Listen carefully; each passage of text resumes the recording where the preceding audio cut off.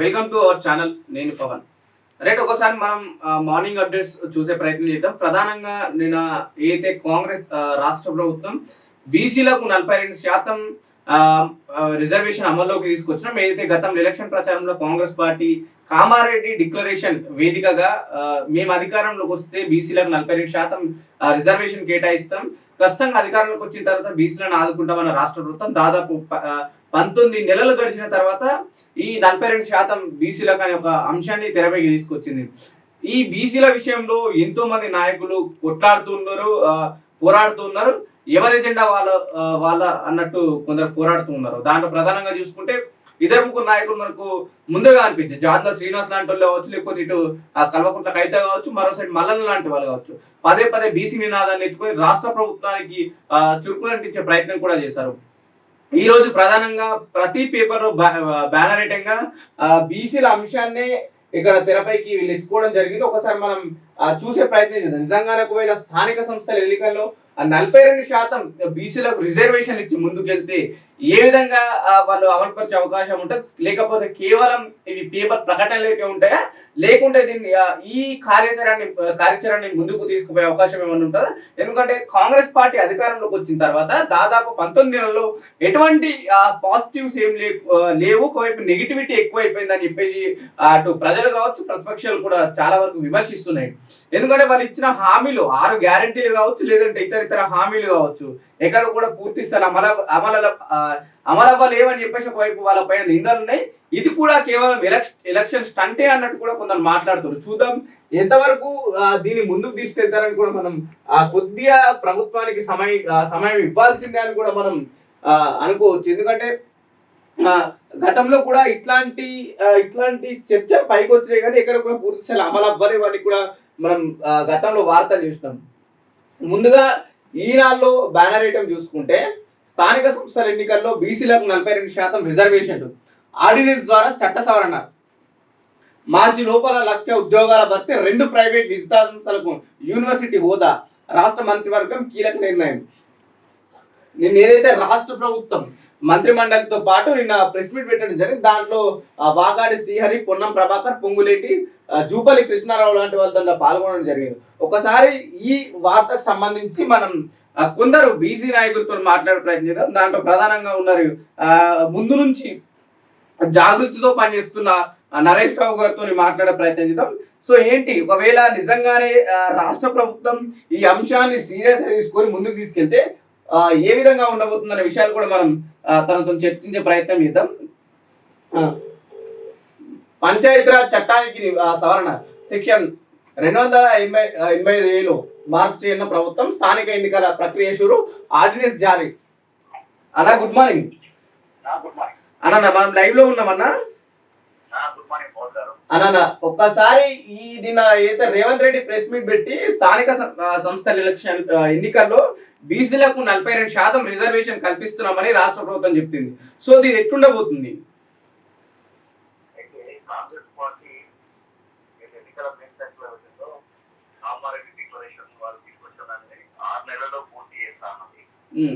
సరే 6 నెలల్లో కావట్లేదు, 6 నెలల్లో ఏ రకంగా చేయలేదు కాబట్టి అని చెప్పేసి సుప్రీంకోర్టు డైరెక్షన్స్ లో డెడికేటెడ్ కమిషన్, అంటే మేము చాలా సందర్భాల్లో జాతీయ పక్షాలు మేము డిమాండ్ చేసినాము. డెడికేటెడ్ కమిషన్ ఏర్పాటు చేసి ఆ తర్వాత కూడగరణ జరిగింది.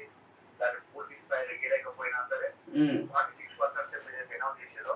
దాని తక్కువనే ఉంది కాబట్టి మీరు 42% రిజర్వేషన్ మీరు అమలు చేయడం ఇబ్బంది ఏంటని చెప్పి అన్ని కుల సంఘాలు, బీసీ సంఘాలు, జాగృతి, ముఖ్యంగా మా జాగృతి ఆధ్వర్యంలో ఎన్నో రౌండ్ సమావేశాలు ఏర్పాటు చేసుకొని ప్రజలు అందరినీ మేము ప్రతి సందర్భంలో కూడా వచ్చిన ప్రతి అవకాశాన్ని కూడా వదులుకోకుండా ప్రభుత్వం మీద ఒత్తిడి తీసుకొచ్చాం. కాబట్టి ఈ రోజు బీసీ రిజర్వేషన్ ముందుకు పడింది. గతంలో శాసనసభలో కానీ శాసన మండలిలో కానీ బిల్లు రావడం, రాష్ట్ర గవర్నర్ దగ్గర ఆమోదం పొందడం, తర్వాత రాష్ట్రపతి దగ్గరికి వెళ్ళడం. ఒకవేళ ఈ స్థానిక సంస్థల 42% రిజర్వేషన్లు పెట్టకుండా మీరు వెళ్తే మాత్రం ఖచ్చితంగా ఏ త్యాగానికి సిద్ధమవుతాము. అవసరమైతే రైలు సైతం మేము మొదలు స్టార్ట్ చేస్తామని చెప్పి రైలు కూడా పిలిపించాం. అంటే ఒకసారి గతంలో రాష్ట్ర ప్రభుత్వం నుంచి ఇలాంటి స్టేట్మెంట్స్ ఎన్నో వచ్చినాయన్న. ఈ దాదాపు 19 నెలలు గడుస్తున్న బీసీ హౌస్ ఎక్కడనే ఎత్తలేదు రాష్ట్ర ప్రభుత్వం. ఈ రీసెంట్ గా ఏదైతే సుప్రీంకోర్టు గైడ్ లైన్స్ మీరు ఇంకా ఎందుకు పెట్టట్లేదు ఎలక్షన్స్, సెప్టెంబర్ లోపు పెట్టాలి, లేదంటే దీనికి తీవ్రమైన చర్యలు ఉంటాయని ఒక వార్నింగ్ తోనే ఎలక్షన్ స్టంట్ గా ఇట్లాంటి స్టేట్మెంట్ చూడొచ్చా మనం? ఖచ్చితంగా ఇప్పుడు హైకోర్టు ఒత్తిడి కానివ్వండి, ఇక్కడ ప్రైమ్ మినిస్టర్ ఒత్తిడి కానివ్వండి, సర్కార్ పెట్టిన ఒత్తిడి కానివ్వండి, ముఖ్యంగా మీరు చెప్తా ఉన్నాం కదా ఈ సంవత్సర కాలంలో జాగృతి పక్షాలు మీకు చాలా సందర్భాల్లో ఎక్కడ అవకాశం వచ్చినా ఏ జిల్లా రౌండ్ టేబుల్ సమావేశం పెట్టినా బీసీ సంఘాలతో మాట్లాడినా పుర సంఘాల నాయకుల గురించి మనం చెప్పినా కూడా ఇదే పోరాటం అది. కేవలం 42% రిజర్వేషన్ అమలు చేయాల్సిందే, అది స్థానిక సంస్థలు విద్యా ఉద్యోగాల్లో కావాల్సిందే. ఇప్పుడు కాకపోతే ఔరేక్ దగ్గర బీసీ బిల్ పక్క అనేది ఆ సందర్భంలో నిన్న క్యాబినెట్ ఆర్డినెన్స్ తీసుకొస్తాను. కానీ ఇక్కడ సమస్య ఏంటంటే ఇప్పుడు ఆర్డినెన్స్ తీసుకురావడం ఉందో దానికి ఎటువంటి లీగల్ అంటే న్యాయపరంగా చిక్కులు లేకుండా ఎవరైతే కోర్టుకు వెళ్ళినా ఇబ్బంది కాకుండా దాన్ని చేయాల్సిన బాధ్యత రాష్ట్ర ప్రభుత్వం ఉంటుంది. కాబట్టి దాని మీద ఎటువంటి మీద ఎక్స్పెక్ట్ చేయలేదు క్యాబినెట్ అనేది. ఇప్పుడు గతంలో కూడా మేము పూర్తి స్థాయి ఇప్పుడు ఏదైతే నిన్న రేవంత్ రెడ్డి మాట్లాడినప్పుడు మేము తెలంగాణలో అధికారంలోకి వచ్చిన వెంటనే కులగణన జరిపినాం, బీసీలకు ఇస్తానని 42% రిజర్వేషన్లు ఇచ్చినామని ఒకవైపు రాష్ట్రంలో చెప్తూనే, మరోవైపు కొన్ని బీసీ సంఘాలతో ఢిల్లీకి వెళ్ళి ధర్నా చేసి అక్కడ కేంద్ర ప్రభుత్వానికి నిరసన కూడా తెలపడం జరిగింది. సో వాళ్ళ ఆమోదం లేకుండా నిజంగానే తెలంగాణ రాష్ట్రంలో ఈ పూర్తి స్థాయిలో స్థానిక సంస్థల ఎలక్షన్లు అమలయ్యే పరిస్థితి కనిపిస్తుందన్న ఇప్పుడు మేము ఒకటే ప్రేరేట్ చేసాం. రేవంత్ రెడ్డి గారు మీరు కొన్ని సంఘాలు కలిపి ఢిల్లీలో ధర్నా చేయడం వల్ల కాదు ఉపయోగం. అట్లా మీరు అధికారంలో ఉన్నారు, ప్రతిపక్షంలో ఉంటే మీరు ధర్నా చేయొచ్చు, మరగా ఒత్తిడి చేయవచ్చు. కానీ మీరు అధికార పక్షంలో కేవలం ఏదో చూపించడానికి కోసము లేదా బలపరచడం కోసము మీరు చేసేరు. కానీ ఇప్పుడు నిజంగా మరి రేవంత్ రెడ్డి గారు అక్కడ చేసినట్లయితే ఆ తర్వాత దాదాపు 16 సార్లు మోదీ గారిని కలిసి మరి ఎక్కడ బీజేపీ గురించి మాట్లాడలేదు, రాష్ట్రపతి బిల్లు ఆమోదం గురించి ఒత్తిడి తీసుకురాలేదు, పార్లమెంట్ సాక్షిగా ఎక్కడ మాట్లాడలేదు, ఇక్కడ ఉన్నటువంటి ఎంపీలు ఎవరు మాట్లాడలేదు. మళ్ళీ వచ్చి రాష్ట్ర స్థాయిలో ఉన్నటువంటి ఆర్టీ తీసుకొచ్చే తప్ప కేంద్ర ప్రభుత్వం అల్టిమేట్ అన్నట్టు రాష్ట్రపతి ఆమోదం అంటే అల్టిమేట్ ఎక్కడ కూడా ఇబ్బంది లేకుండా డైరెక్ట్ గా అమలు అవ్వడానికి ఫ్యూచర్ లో ప్రాబ్లమ్స్ అవడానికి ఉపయోగపడుతుంది. కానీ ఆ రకంగా కాకుండా రాష్ట్ర ప్రభుత్వం తీసుకోండి. మరి ఇదేదో ఢిల్లీకి పోక ముందుకే మీరు ఆ నిర్ణయం తీసుకొని ధర్నా తీసుకొని ప్రభుత్వం మీద ఒత్తిడి ఉంటే ఇంకా చాలా బాగుంటాయి. ఫైనల్ ఒకటి చెప్పండి, ఇది ఎలక్షన్ స్టంట్ కి ఏమన్నా అంటే ఎలక్షన్ స్టంట్ అనుకుంటారు, లేకుంటే నిజంగానే రాష్ట్ర ప్రభుత్వానికి ఈ బీసీలకు న్యాయం చెయ్యాలి అని ఒక ఆలోచన ఏమైనా ఉందనుకుంటారు? ఒక మాటలు ఏమైనా ఏం చెప్తారు? డెఫినెట్ గా రాజకీయ పార్టీలు రాజకీయ లబ్ధి కోసం పాటుపడతాయి, కానీ అంతిమంగా ప్రజల ఒత్తిడి మేరకు నిర్ణయం తీసుకోవాల్సి వస్తుంది. ఆ రకంగా తీసుకున్న నిర్ణయంగా మనం భావిస్తాము. ఈరోజు బీసీలంతా పోలరైజ్ అయ్యారు. చాలా మంది బీసీ రిజర్వేషన్లు కావాల్సిందని చెప్పి మేము రైతు ఒక పిలుపునిస్తే ఎన్నో సంఘాలు సంఘాలు కానివ్వండి, ఆర్టీసీ లాంటి వాళ్ళు కానివ్వండి, కమ్యూనిస్ట్ అంటే కానివ్వండి, ఇట్లాంటివన్నీ మద్దతుకు వచ్చేసినాయి. కాబట్టి ఇప్పుడు ఇయ్యకపోతే గ్రౌండ్ లోకి వెళ్ళలేమని ఒక అపనమ్మకం కూడా కావచ్చు. రాజకీయ పార్టీలు చెప్పాను కదా, వాళ్ళు పెట్టారు, ఖచ్చితంగా వాళ్ళు అమలు చేయాల్సిన బాధ్యత వాళ్ళకి ఉంటుంది. కాబట్టి మేము ఒత్తిడి తీసుకురావడంలో సఫలమైన కాబట్టి ఖచ్చితంగా అది వచ్చినట్టుగా భావించాల్సిన అవసరం. రైట్ థ్యాంక్ యూ అన్న, థ్యాంక్ యూ. రైట్, ఒకవైపు రాష్ట్రంలో కీలకంగా బీసీ ఉద్యమం నడుస్తుంది కాబట్టి రాష్ట్ర ప్రభుత్వం ఇట్లాంటి నిర్ణయాలు తీసుకుంటుందని చెప్పేసి కొందరు బీసీ నాయకులు కూడా చెప్పడం జరుగుతుంది. రాష్ట్ర జనాభాలో సగానికి పైగా ఉన్న బీసీలకు ముఖ్యమంత్రి రేవంత్ రెడ్డి నేతృత్వంలో జరిగిన మంత్రివర్గ సమావేశం మరో శుభవార్తను ప్రకటించింది. స్థానిక సంస్థల ఎన్నికల్లో బీసీలకు 42% రిజర్వేషన్లు కల్పించేందుకు కేబినెట్ ఆమోదం తెలిపింది. విద్యా ఉద్యోగాలతో పాటు స్థానిక సంస్థల ఎన్నికల్లోనూ బీసీలకు ఈ మేరకు రిజర్వేషన్లు కల్పించే 2 బిల్లులను ఈ ఏడాది మార్చిలో శాసనసభ ఆమోదించింది. ఇటీవలి పంచాయతీ ఎన్నికలకు సంబంధించిన అంశంపై హైకోర్టు కూడా నెలాఖరులోపు రిజర్వేషన్లు ఖరారు చేయాలని ప్రభుత్వాన్ని ఆదేశించింది. వీటన్నిటిపై చర్చించిన మంత్రివర్గం స్థానిక సంస్థల ఎన్నికల్లో బీసీలకు 42% రిజర్వేషన్లు కల్పించాలని నిర్ణయం తీసుకుంది. సుప్రీంకోర్టు తీర్పులకు అనుగుణంగా రాష్ట్ర ప్రభుత్వం ఇప్పటికే బీసీ డెడికేషన్ కమిషన్ నియమించింది. రాష్ట్ర ప్రణాళిక విభాగం ఆధ్వర్యంలో కులగణన చేపట్టింది. అందుబాటులో ఉన్న డేటా ఆధారంగా జనాభా ప్రకారం బీసీలకు 42% రిజర్వేషన్లను అమలు చేసేందుకు తదుపరి చర్యలు చేపట్టాలని కేబినెట్ తీర్మానించింది.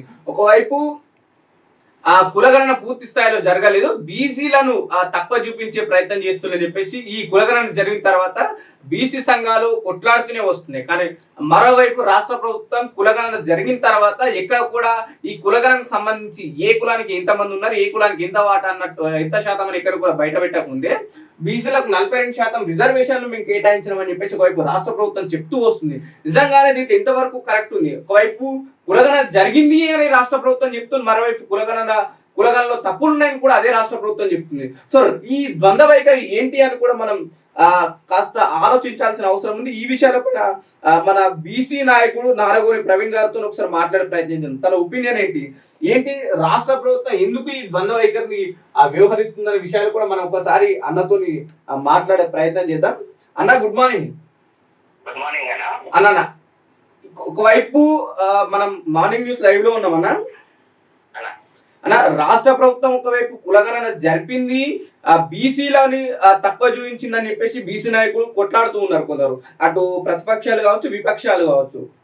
మరోవైపు ఇదే రాష్ట్ర ప్రభుత్వం కులగణన జరిగింది, దాంట్లో కొంతమంది పాల్గొనలేరు, మేము దాన్ని సవరిస్తాం, బీసీలకు ఏదైతే తక్కువ వస్తుందో దాన్ని ఒకసారి చూసుకొని మళ్ళీ కులగణన చేస్తామని చెప్పేసి బట్టి విక్రమ లాంటి ప్రెస్ మీట్ పెట్టిరు. ఇంకోవైపు నిన్న రాష్ట్ర ప్రభుత్వ మంత్రులతో పాటు ప్రెస్ మీట్ పెట్టి బీసీలకు స్థానిక సంస్థల ఎలక్షన్ లో 42% రిజర్వేషన్ కల్పించింది అన్నది. సో దీన్ని ఎట్లా చూడొచ్చు? ఒకవైపు లెక్కలు సరిగ్గా లేవు, 42% రిజర్వేషన్ ఎట్లా కల్పిస్తారు అంటారు? వాస్తవంగా పంచాయతీరాజ్ చట్టం 2018 ప్రకారం రాజ్యాంగంలోని ఆర్టికల్ 243 243 ల ప్రకారం రిజర్వేషన్ల ప్రక్రియ ప్రారంభించవచ్చు. ఆర్డినెన్స్ ఇచ్చినట్టుగా ప్రభుత్వం చెప్తుంది. అయితే ఎంతవరకు ఈ ప్రభుత్వానికి చిత్తశుద్ధి ఉంది, వీళ్ళు అసలు అమలు చేస్తారా చేయరా అనేది బీసీ ప్రజలకు ఉన్నటువంటి అనుమానాలు. ఎందుకంటే ఈడబ్ల్యూఎస్ రిజర్వేషన్లు అమలు చేస్తూ బీసీ ఎస్టీలకు రావాల్సినటువంటి ఉద్యోగాలను అగ్రకులాలకు కట్టబెడుతుంటాడు ఇదే రేవంత్ రెడ్డి. వీళ్ళకి నిజాయితీ ఉందా, చిత్తశుద్ధి ఉందా? ఓన్లీ స్థానిక సంస్థల ఎన్నికలలో ఇస్తేనే బీసీలు బాగుపడతారా? స్థానిక సంస్థల ఎన్నికలలో బాగుపడడానికి ఎలాంటి అవకాశాలు ఉన్నాయి? మనం గతంలో సర్పంచుల పరిస్థితి చూసాము. ఈ రోజు వరకు సర్పంచుల బిల్లులు రాలేదు, ఆత్మహత్యలు చేసుకున్న సర్పంచులు. ఈ ఓన్లీ స్థానిక సంస్థల ఎన్నికల్లో రిజర్వేషన్ కల్పించినంత మాత్రాన బీసీలు బాగుపడతారు అనేది ఏమీ లేదు. అంటే స్థానిక సంస్థలు కాకుండా అసెంబ్లీ కావచ్చు లేకపోతే పార్లమెంట్ దాంట్లో రిజర్వేషన్ కల్పించాలంటున్నా మీరు? ఖచ్చితంగా. ఇప్పుడు బీసీలకు 42% రిజర్వేషన్ అనేది అన్ని రంగాల్లో కల్పించాలి. ఉద్యోగాలలో కల్పించాలి, ఎమ్మెల్యే సీట్లలో కల్పించాలి, పార్లమెంట్ సీట్లలో కల్పించాలి, కాంట్రాక్ట్స్ లో కల్పించాలి, ఇతర మైన్స్ ఇట్లాంటి కేటాయింపులలో కూడా కల్పించాలి. ఇప్పుడు విద్యా సంస్థలు ఉన్నాయి, అన్ని అగ్ర కులాల చేతుల్లో ఉన్నాయి. వైద్య సంస్థలు ఉన్నాయి, అన్ని అగ్ర కులాల చేతుల్లో ఉన్నాయి. ఫార్మా కంపెనీస్ ఉన్నాయి. ఎక్కడైతే దోపిడీకి అవకాశం ఉంటుందో అక్కడ అగ్ర కులాలు ఉన్నారు, వాళ్ళ చేతుల్లో ఉన్నాయి. వాళ్ళు బాహటంగా దోపిడీ చేస్తున్నారు ప్రజల్ని. అంటే దీనికి ప్రభుత్వ సహకారం కూడా ఉన్నది. ఇప్పుడు కొందరు నాయకులు మాట్లాడుతున్న మాటనా, మాకెందుకు రిజర్వేషన్లు, మేమెంతో మాకంతా అని ఒక మాట మాట్లాడుతుంది, మేమే మీకు అగ్రకులాలకు రిజర్వేషన్లు ఎందుకు ఇవ్వద్దని ఒక మాట కూడా మాట్లాడుతుంది. సో ఇది ఎంతవరకు కరెక్ట్ అంటారు ఇట్లాంటి స్టేట్మెంట్స్? ఇప్పుడు ఈ స్టేట్మెంట్లు ఇస్తున్నారు కానీ వీళ్ళు నిజం చెప్పాలంటే తెలంగాణలో బీసీ ఉద్యమకారులు కొంతవరకు విఫలమయ్యారు అనేది మనం చెప్పవచ్చు. ఎందుకంటే ఓటు అనేది అగ్రకులాలకు వేసి రాజ్యాధికారం అంటే ఎట్లా వస్తుంది? ఓటు బీసీలకు పడినప్పుడు మాత్రం బీసీలకు రాజ్యాధికారం వస్తుంది. కానీ బీసీ ప్రజలు ఓసీలకు ఓటేస్తున్నారు. ఓసీలకు ఓటేస్తూ రిజర్వేషన్ కావాలి, మాకు అవి కావాలి ఇవి కావాలంటే కుదరదు. ఓటు ద్వారానే అన్ని సాధించవచ్చు, ఓటు ద్వారానే అధికారం వస్తుంది. కాబట్టి ఓటును మళ్లించగలిగినప్పుడు మాత్రమే బీసీలకు అన్ని రంగాల్లో న్యాయం జరుగుతుంది. అంటే బీసీలలో చైతన్యం లేదు వాస్తవంగా. అంతో ఇంతో ఎస్సీలలో చైతన్యం ఉంది, వాళ్ళకి రిజర్వేషన్స్ ఉన్నాయి, కొంత వాళ్ళు అభివృద్ధి చెందుతున్నారు. వీళ్ళు రాష్ట్ర ప్రభుత్వం తీసుకున్న నిర్ణయాల్లో ఇప్పుడైనా బీసీల్లో మార్పులు వచ్చే అవకాశాలు ఉన్నాయి, రాజకీయ పరంగా కావచ్చు, ఉద్యోగాల పరంగా? ఇటీవల తీన్మార్ మల్లన్న లాంటి వాళ్ళు బీసీ బీసీలకు జరుగుతున్న అన్యాయాన్ని లెక్కలతో సహా బయట పెడుతున్నారు కాబట్టి చాలా వరకు బీసీలలో కొంత మార్పు అనేది వస్తుంది. ఈ మార్పు పూర్తిగా రాజ్యాధికారం వరకు వచ్చే రావడానికి ఎంతకాలం పడుతుంది అనేది వేచి చూడాలి. ఇప్పుడు గతంలో ప్రభుత్వం ఇలాంటి స్టేట్మెంట్స్ ఎన్నో ఇచ్చింది. దాదాపు 19 నెలలుగా అప్పుడప్పుడు ప్రెస్ మీట్లు పెడుతూ బీసీలకు 42% వచ్చేసినట్టే మీరు సమరాలు చేసుకోని అన్న వాళ్ళు ఎక్కడ కూడా పూర్తి స్థాయిలో అమలయ్యే పరిస్థితి కూడా కనిపించలేదు. ఇప్పుడు నిన్నగాక మొన్న హైకోర్టు స్థానిక సంస్థ ఎన్నికలు ఇంకా ఎందుకు లీడ్ చేస్తుందో మీరు ఈ సెప్టెంబర్ లోపు జరపాలని ఒక సీరియస్ గా ఆర్డర్ ఇవ్వడం వల్లనే ఇట్లాంటి స్టేట్మెంట్స్ వచ్చినాయి. స్థానిక సంస్థల ఎన్నికల్లో మా పార్టీ పుంజుకోవాలి, కాంగ్రెస్ పార్టీ మళ్ళీ సీట్లు గెలవాలని ఒక ఆలోచనతోనే ఈ స్టేట్మెంట్ తీసుకొచ్చిలా. అంతిమంగా అధికారంలో ఉన్న పార్టీ గెలవటం కోసం ఇట్లాంటి నిర్ణయాలు తీసుకోవడం జరుగుతుంది. గెలవటమే ముఖ్యం.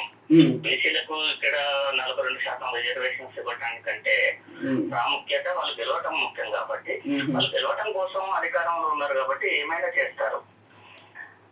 నేనైతే ఈ ప్రభుత్వాన్ని ఈ రేవంత్ రెడ్డి గారిని నమ్మటం లేదు. ఇంకా ఇంత ముందు పరిపాలించినటువంటి కేసీఆర్ గారు గాని ఇప్పుడు ఉన్నటువంటి రేవంత్ రెడ్డి గాని వీళ్ళంతా బీసీ ద్రోహులే. బీసీలకు తీవ్ర అన్యాయం చేసినటువంటి ఇంకా రేవంత్ రెడ్డి ఇంట్లో బహిర్గంగా చెప్పినా కూడా మీరు నమ్మట్లేరు. అమలయ్యే పరిస్థితి ఉండదు కూడా తెలియదు అంటారు. కార్పొరేట్ రియల్ ఎస్టేట్ ఇప్పుడు కార్పొరేట్ చైర్మన్ అన్ని ఎవరికి ఇచ్చిండు? అగ్రకులాలకు ఇచ్చిండు. 42% బీసీలకు నీ చేతుల్లో ఉంది కదా, దానికి ఏమి అర్థం రాదు కదా, మరి ఎందుకు ఇవ్వలేదు? రోజుకు ఒక కొత్తగా రెడ్ అయిన తీసుకొచ్చి పదవులు ఇస్తూ ఉన్నారు. బీసీసీ అధ్యక్ష పదవి మేము బీసీకి ఇచ్చినామని చెప్తున్నారు. ముఖ్యమంత్రి పదవి ఇచ్చి ఆయనని బీసీసీ అధ్యక్ష పదవి తీసుకోమంటారు. ఎవరు వద్దంటున్నారు? ముఖ్యమంత్రి పదవి ఎందుకు ఇట్లేదు? కీలక పోస్టులు బీసీలకు ఎందుకు లేదు? రెవెన్యూ శాఖ బీసీల చేతులు ఎందుకు లేదు? హోంశాఖ బీసీల చేతులు ఎందుకు లేదు? అన్ని ఎక్కడైతే ఆదాయం ఉంటుందో, ఎక్కడైతే దోచుకోవడానికి అవకాశం ఉంటుందో అవి మొత్తం అగ్రకులాల చేతుల్లో ఉంటాయి. మామూలు శాఖలు కొండ సురేఖ గారికి లేదా పొన్నం ప్రభాకర్ గారికి వీళ్ళందరికీ పనికిరాని శాఖలు దేవాదాయ శాఖ ఒక రకంగా అవమానిస్తూ ఉంటారు. అంతే. అది కూడా వీళ్ళు చెప్పినట్టు వినాలి, వీళ్ళు చెప్పినట్టు ఆదేశాలు జారీ చేస్తుండాలి. అక్కడ కూడా వీళ్ళు కీలుబొమ్మలాగానే వ్యవహరించాలి, లేకుంటే వీళ్ళ పరువులు ఉడపిస్తారు. Okay, right. థ్యాంక్ యూ అన్న, థ్యాంక్ యూ. రైట్, ఇది పరిస్థితి. ఒకవైపు కేవలం ఇవన్నీ ఎలక్షన్స్ అంటే అన్నట్టు కొంత నాయకులు చెప్పడం జరుగుతుంది. చూద్దాం స్థానిక సంస్థల ఎలక్షన్ లో నిజంగానే రాష్ట్ర ప్రభుత్వం తీసుకున్న నిర్ణయం ముందుకెళ్లే అవకాశాలు ఉన్నాయి లేవా, కేవలం ఈ బీసీ నినాదం అనేది ఇక్కడికి అయిపోతుందా, దీన్ని సరిగ్గా ప్రజల్లోకి తీసుకెళ్లి కాంగ్రెస్ పార్టీ నిజంగానే బీసీల పక్షాన ఉందనే ఏమైనా మెసేజ్ ఇస్తుందా, లేకుంటే ఈ స్థానిక సంస్థల ఎలక్షన్ లో మా పార్టీ పుంజుకోవాలి, మేము ఇచ్చిన హామీలు పూర్తిగా ఫెయిల్ అయినాయి కాబట్టి ఇట్లాంటి ఒక బూస్ట్ రావాలని కాంగ్రెస్ పార్టీ మనం చేస్తుందనే విషయాలు కూడా మనం కాస్త వేచి చూస్తే మనకు కూడా అర్థమవుతుంది.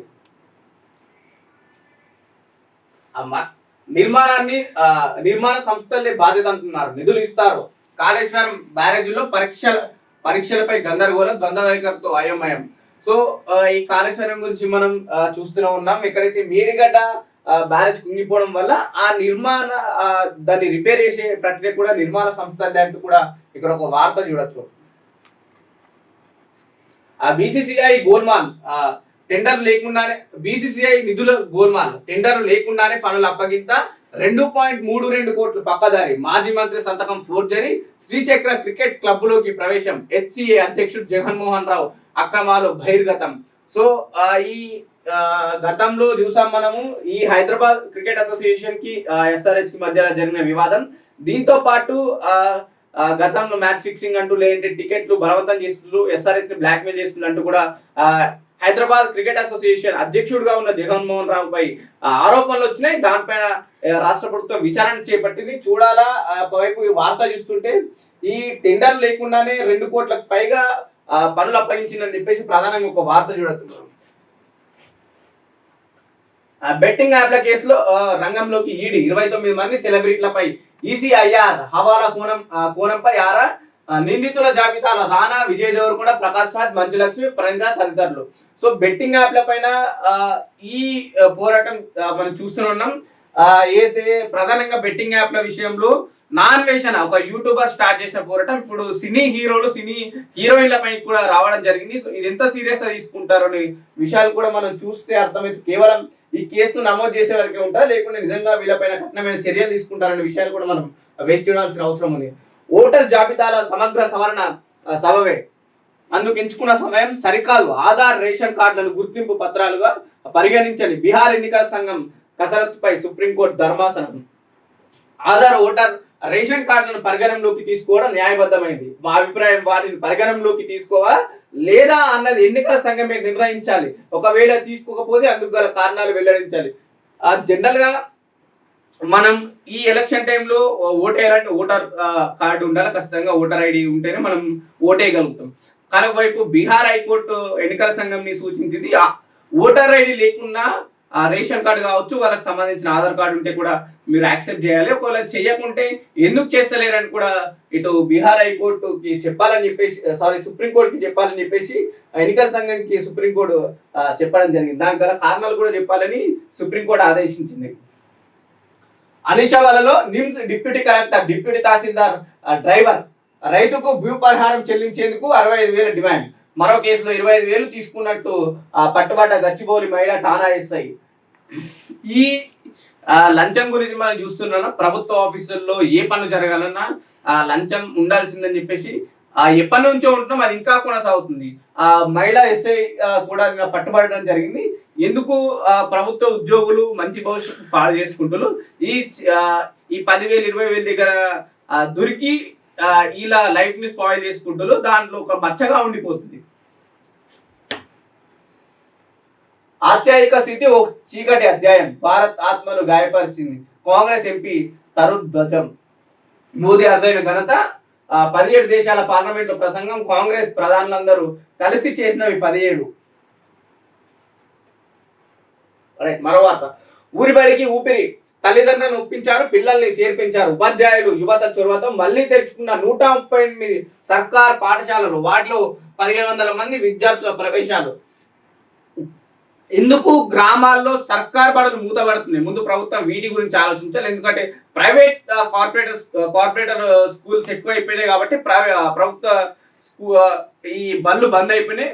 ఒకవైపు ప్రభుత్వ బళ్ళల్లో ఈ టాయిలెట్స్ లేక సరిగ్గా భోజనం లేక ప్రభుత్వ బళ్ళు బంద్ అవుతున్నాయి. తల్లిదండ్రులు కూడా మా పిల్లలకు మంచి విద్య అందించాలి కాబట్టి మేము మంచి స్కూల్స్ పంపిస్తున్నాం చెప్పేసి ఒక కారణం కూడా చెప్పడం జరుగుతుంది. ఎందుకంటే చాలా వరకు ప్రభుత్వ బళ్ళల్లో ఈ ఉపాధ్యాయుల కొరత కూడా ఉంది. ప్రధానంగా ఈ అంశాన్ని కూడా ప్రభుత్వం గుర్తుంచుకోవాలి. స్వేచ్ఛలో ప్రధానంగా వచ్చిన బ్యానర్ ఐటమ్స్ చూసే ప్రయత్నం చేద్దాం. 29 మంది సెలబ్రిటీస్ పై ఈడీ కేసు. బెట్టింగ్ యాప్ల కేసులో రంగంలోకి ఈడీ జాబితాలో విజయ్ దేవరకొండ, ప్రకాష్ రాజ్, మంచులక్ష్మి, నిధి అగర్వాల్. వెలుగులోకి జగన్మోహన్ లీలలు. ఫోర్జరీ డాక్యుమెంట్లతో హెచ్సిఏలోకి ఎంట్రీ. రాజకీయ పలుకుబడితో అధ్యక్ష పదవి. 2 ఏళ్లలో 170 కోట్ల గోల్మాల్ కస్టడీకి తీసుకొని విచారించనున్న సిఐడి.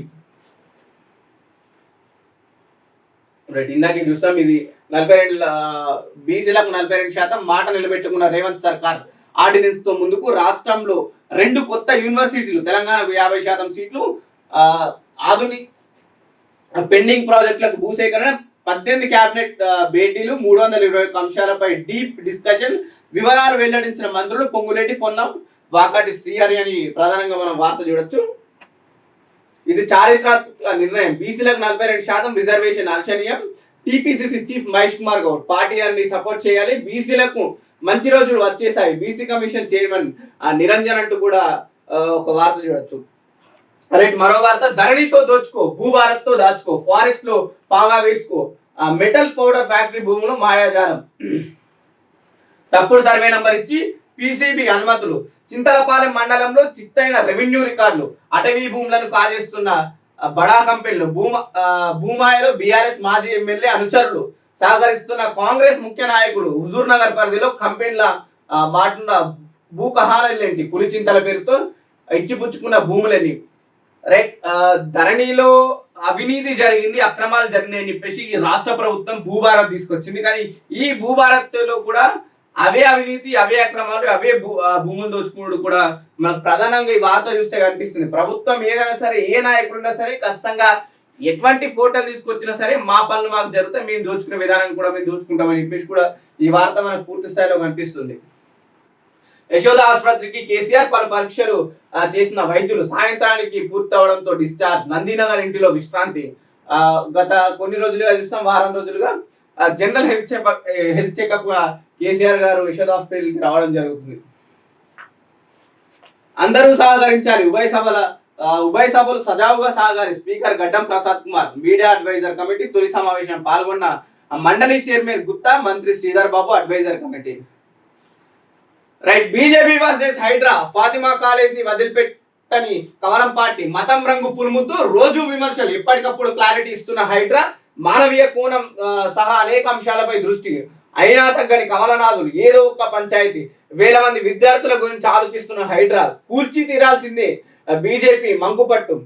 ఈ ఫాతిమా కాలేజ్ పైన ముందు నుంచి వివాదం చెలరేగుతుంది. ఈ హైడ్రా అయితే రాష్ట్ర ప్రభుత్వం ప్రధానంగా చేపట్టిందో అక్కడక్కడ జిహెచ్ఎంసీ పరిధిలో ఉన్న పూర్తిగా కొన్ని పేదవాళ్ళ ఇల్లు కూల్చేయడం, లేదంటే ప్రభుత్వ నాలాలు, చెరువులు ఆక్రమించుకున్న వాళ్ళ ఇల్లు కూల్చేయడం ముందు నుంచి జరుగుతూ వస్తుంది. కానీ హైడ్రా కొందరి టచ్ చేస్తలేదు. దాంట్లో ఒక ఏదైతే ఎన్టీఆర్ మన సీనియర్ ఎన్టీఆర్ గారి కాలేజ్ కావచ్చు, లేదంటే ఫాతిమా లాంటి కాలేజ్ కూడా ఇక్కడ కూడా టచ్ చేయట్లేదని చెప్పేసి ఇటు బీజేపీ వాళ్ళు ప్రధానంగా ఆరోపిస్తుంది. దాంట్లో బీజేపీలో ఈ రాజా సింగ్ లాంటి వాళ్ళు కావచ్చు, లేకపోతే కొందరు కరుడు కట్టిన బీజేపీ నాయకులు మతం రంగు పులుముతున్ను అంటూ కూడా మనకు వార్త చూడొచ్చు. ఎందుకు నిజంగానే బీజేపీ ఎందుకు టార్గెట్ చేసిందంటే బీజేపీ వర్సెస్ ఎంఐఎం ముందు నుంచే ఉంది. దాంట్లో ప్రధానంగా బీజేపీ నాయకులు కూడా ముస్లిం నాయకుల్ని టార్గెట్ చేసే ప్రయత్నం కూడా కనిపిస్తుంది. సో హైడ్రా ఒక క్లారిటీ ఇచ్చే ప్రయత్నం చేసింది. దాంట్లో పిల్లలు, వందల మంది పిల్లలు చదువుకుంటున్నారు, మేము మానవీయ కోణంలో దాన్ని చూస్తున్నాం, అందుకే మేము దాన్ని కూల్చట్లేమని చెప్పేసి హైడ్రా ఒకవైపు క్లారిటీ ఇస్తున్నా సరే బీజేపీ నాయకులు మాత్రం తగ్గట్లేరు.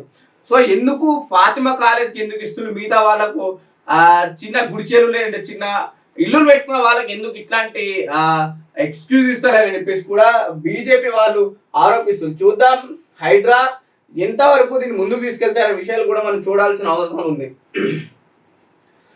మారనున్న రూపురేఖలు. గ్రామ పంచాయతీల సమగ్ర ప్రణాళిక. రాష్ట్రంలోని గ్రామాల వివరాల సేకరణ, అభివృద్ధి, పెండింగ్ పనుల గుర్తింపు ప్రాధాన్యత క్రమంలో కంప్లీట్ చేసేలా ప్లాన్. రాష్ట్ర కేంద్ర నిధుల కేటాయింపుతో పనులు స్వచ్ఛందంగా సంస్థల సహకారంతో కూడా అని ఒక వార్త చూడొచ్చు.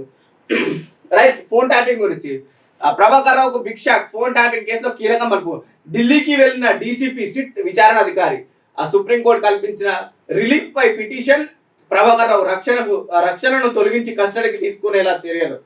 చూద్దాం. ఫోన్ ట్యాపింగ్ ఇష్యూ కూడా పెద్ద ఎత్తున తెలంగాణలో కాంట్రవర్సీగా మారింది. నిజంగానే ఫోన్ ట్యాపింగ్ లో ఈ విచారణ జరిగిన తర్వాత ఎవరి పేర్లు బయటపడతాయనే విషయాలు కూడా మనం చూడాల్సిన అవసరం ఉంది. ఎందుకంటే దీనిపై అనేక పెద్ద పెద్ద మీడియా ఛానల్స్ కూడా వార్తా కథనాలు నడిపించాయి. ఆ వార్తా కథనాల వల్ల అటు బీఆర్ఎస్ పార్టీ వాళ్ళు నొచ్చుకున్నారు, వాటిపై దాడులు కూడా జరిగినాయి.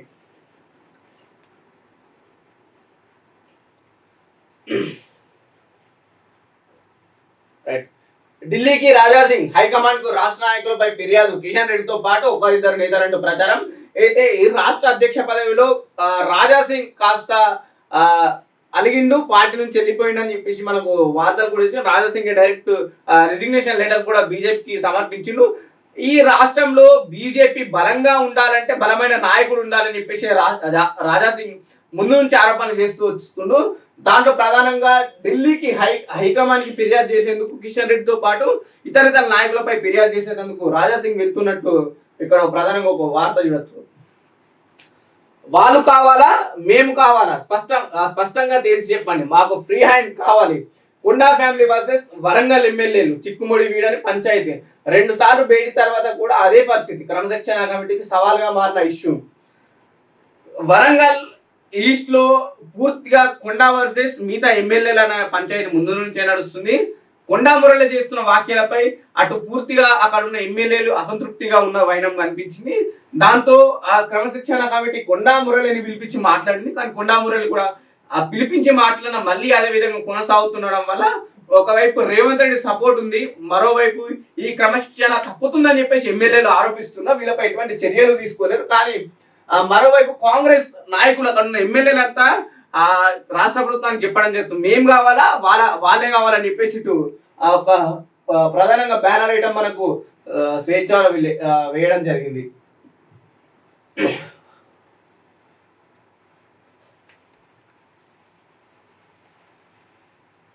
మార్చిలోపు 1,00,000 ఉద్యోగాలు, తదనుగుణంగా కార్యాచరణ, త్వరలో 17,000 ఖాళీల భర్తీకి జాబ్ క్యాలెండర్, క్రీడా గో పాలసీకి మంత్రిమండలి ఆమోదం, జాతీయ అంతర్జాతీయ క్రీడల యువత రాణించే విధంగా క్రీడా policy, Amity centenary rehabilitation centre, విద్యా సంస్థలకు వర్సిటీ హోదా, తెలంగాణ విద్యార్థులకు 50% సీట్లు, కేబినెట్ నిర్ణయాలకు వెల్లడించిన మంత్రులు.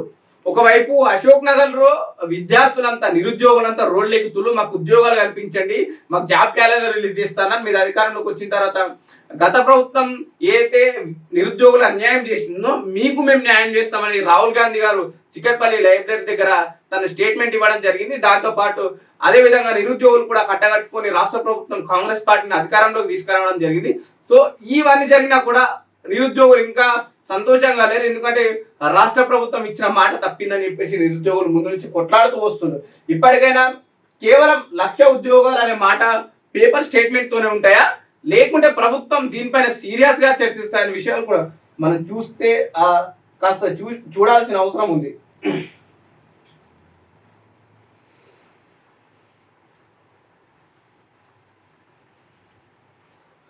తెలంగాణ ఆత్మగౌరవాన్ని దెబ్బతీస్తే సహించం, మంత్రి నారా లోకేష్ కు బీజేపీ ఏపీ అధ్యక్షుడు ఇచ్చిన భారతదేశ చిత్రపటంలో తెలంగాణ ఏది, ప్రధాని మోడీ తక్షణం స్పందించాలి, ఏపీ బీజేపీ నేతలు క్షమాపణ చెప్పాలి, ఎక్స్ వేదికగా బీఆర్ఎస్ వర్కింగ్ ప్రెసిడెంట్ కేటీఆర్ ఆగ్రహం. కొత్తగా బీజేపీ ఏపీ అధ్యక్షుడు ఎన్నికైన సందర్భంగా అటు టీడీపీకి సంబంధించిన మంత్రి నారా లోకేష్ గారికి ఒక చిత్రపటాన్ని ఇవ్వడం జరిగింది. దాంట్లో భారతదేశం చిత్రపటంలో తెలంగాణ ఉండకపోవడం, దాన్ని చాలా వరకు దాన్ని విమర్శించారు.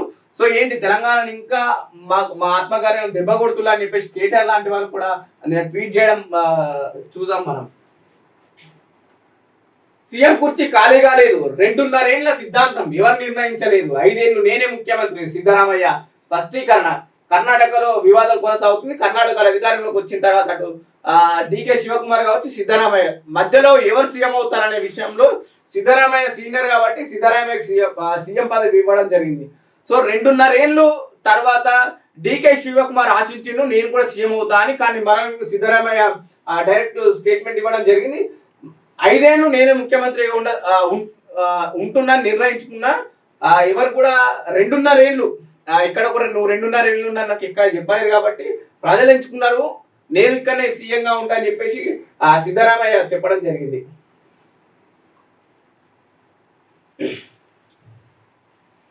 బీహార్ అసెంబ్లీ ఎన్నికలకు ముందు కాంగ్రెస్ అధిష్టానానికి అగ్ని పరీక్ష, ఎన్డీఏ ఎత్తులో ఆత్మరక్షణలో వస్తాం, కర్ణాటకలో అధికారాన్ని కాపాడుకునేందుకే నిర్విరామ యత్నాలు.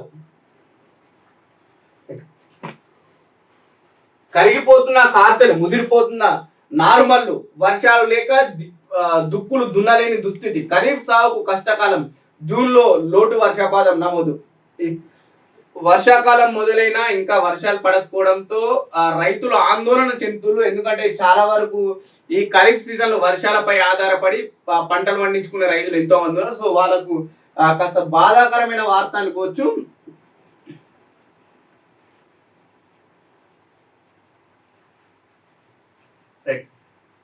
ఎల్ఐసిలో పెట్టుబడుల ఉపసంహరణ, వాటాల విక్రయం దిశగా కేంద్రం అడుగులు, ఆఫర్ ఫర్ సేల్ ప్రక్రియకు సన్నాహాలు, 5.5% వాటాల విక్రయానికి ప్రణాళికలు. డ్రగ్స్ మత్తులో డాక్టర్లు, మల్నాడు కేసులో మరో మలుపు, హైదరాబాద్ లో 15 మంది డాక్టర్లకు drugs door delivery. Eagle team విచారణలో విస్తుపోయే నిజాలు, హైదరాబాద్ లో 10 పబ్బులపై కేసులు నమోదు, పబ్బు యాజమానులకు నార్కోటిక్స్ అధికారుల నోటీసులు, వచ్చే వారం విచారణకు రావాలని ఆదేశాలు. సో ఇది ఈ రోజు ఉన్నటువంటి ప్రధాన పేపర్ బ్యానర్ ఐటమ్. ప్రధానంగా ఈ రోజు వచ్చింది బీసీ నినాదం. అయితే స్థానిక సంస్థ ఎలక్షన్లు 48% బీసీలకు మేము కల్పిస్తున్నామని ఒకవైపు రాష్ట్ర ప్రభుత్వం చెప్తుంది, మరోవైపు కొందరు నాయకులు కేవలం ఇది ఆ స్థానిక సంస్థల ఎలక్షన్లో గెలవడం కోసం ఎట్లాంటి స్టేట్మెంట్, మాకు సర్పంచులు, ఎంపీటీసీలు, ఎంపీపీలు కాదు, మాకు అసెంబ్లీలో రిజర్వేషన్లు కావాలి, లేదంటే పార్లమెంటు స్థానాల్లో రిజర్వేషన్లు కావాలని చెప్పేసి కొందరు చెప్తున్న వాక్యాలు. సో చూద్దాం ఈ వివాదం ఎంతవరకు పోతే. నిజంగానే స్థానిక సంస్థలు వస్తున్నాయి కాబట్టి ఇవి తీసుకొచ్చిన రాష్ట్ర ప్రభుత్వం. ఒకవేళ స్థానిక సంస్థలు వస్తే ఏ విధంగా దీన్ని అమలు పరిచే అవకాశాలు ఉందని కూడా మనం కాస్త వేచి చూడాల్సిన అవసరం ఉంది.